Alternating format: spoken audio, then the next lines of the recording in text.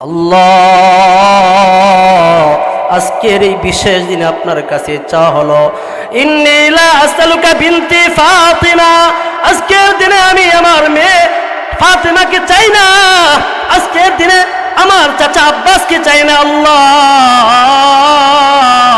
আজকের দিনে দুনিয়ার কোনো খাজানা চাই না, আজকের দিনে জান্নাতের কোনো খাজানা চাই না, আসমানের কোনো খাজানা চাই না।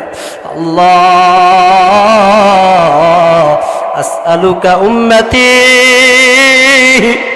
আসআলুকা উম্মতি, আসআলুকা উম্মতি।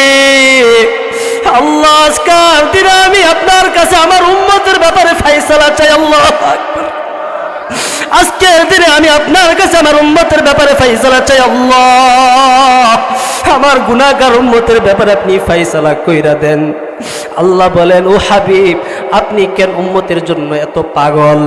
হযরত মুসা তো উম্মতের জন্য এত পাগল ছিল না, হযরত আদম তো উম্মতের জন্য এত পাগল ছিল না, ঈসা তো উম্মতের জন্য এত পাগল ছিল না, নূহ তো উম্মতের জন্য এত পাগল ছিল না, দাউদ উম্মতের জন্য এত পাগল ছিল না। ও হাবিব, আপনি কেন উম্মতের জন্য এত পাগল, এত দেওয়ানা কেন? আল্লাহর রাসূল এবার ডাক দিয়ে বলেন, আল্লাহ, আপনার এক নাম হলো রব্বুন কারীম, আমার আর এক নাম হলো নবিয়ুর রহিম। আপনার নামের অর্থ দয়াবান, আমার নামের অর্থ দয়াবান। আল্লাহ, আল্লাহ, আমি বুঝতে পারি না আপনার নামের অর্থ দয়াবান, আমার এক নামের অর্থ দয়াবান, এই দুই দয়াবানের মাঝখান দিয়া আমার উম্মতগুলো কেমনে জাহান্নামে চলে যাবে?